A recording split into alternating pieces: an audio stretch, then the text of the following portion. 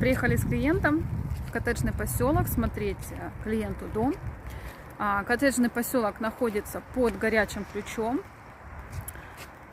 Вокруг просто шикарно, идет стройка. Везде лес, зеленая территория. У природы нет плохой погоды. И со мной мой ребенок. Идем сейчас выбирать земельный участок и вообще смотреть территорию поселка. Поселок рассчитан на 100 семей. Треть поселка уже заселена. Вот смотрите, как здесь красиво.